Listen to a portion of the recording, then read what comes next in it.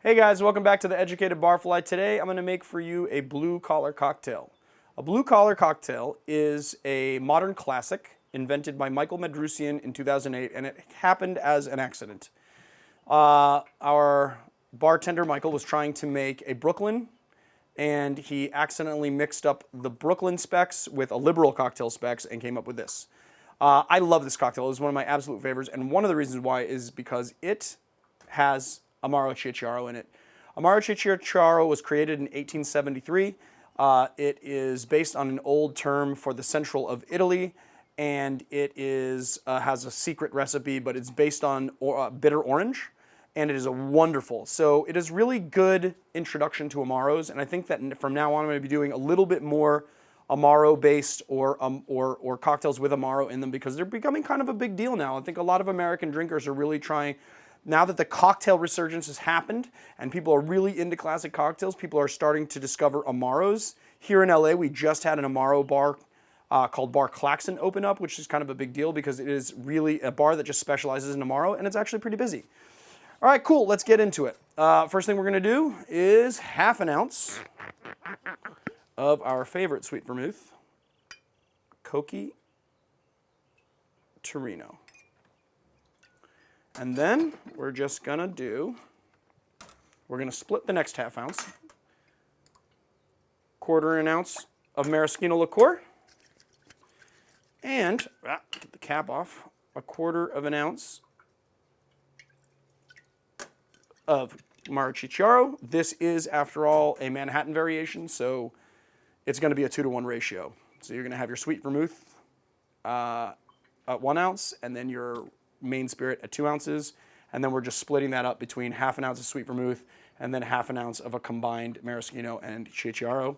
And then we're just gonna do 2 ounces of Old Overholt Rye, which I like it's very good rye to make cocktails with. It's really high quality, and it is wonderful rye, and it is also like very much like standard rye flavor, so you can make cocktails with it, and it's great.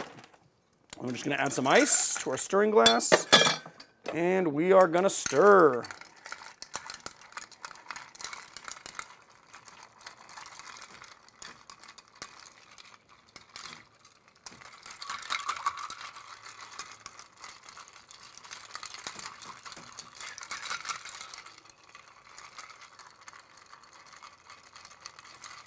Get it nice and chilled.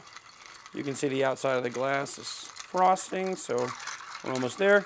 And the great thing about, I'm going to give you a little pointer to bartenders. You know, when you're making drinks and you have like a whole bunch of drinks to be made, it's really nice to be, it's really good to like make your Manhattan and old-fashioned variations first because you can actually let them sit on ice while you look for things. Now, I don't have a strainer with me right now, and I have to go get one. So I'm just going to let this sit. You just chill it enough and let it sit, and then you can let it sit on ice because the cooling temperature of alcohol is a lower freezing point than water. So honestly, if you have cold enough ice, you can actually put your ice in there and stir it until the cocktail hits below 0 in Celsius.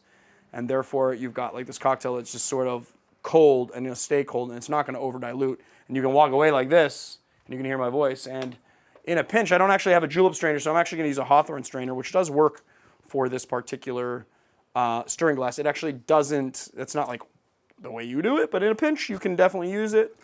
And then maybe we'll give it another little stir since we let it sit a little second.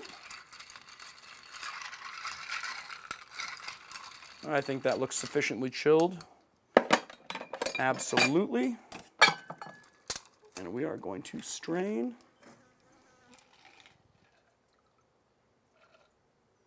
Now I opt not to use, oh, perfect pour. I opt not to use chilled glasses so you can actually see what the color of the cocktail is in the glass. I think that's really important, especially when you're first starting out. And I gotta leave again because I forgot a peeler. And since I don't have a peeler, I'm gonna use a knife. I'm gonna show you how to take a peel with a knife. That's not gonna be a very good one. You gotta get it kind of deep.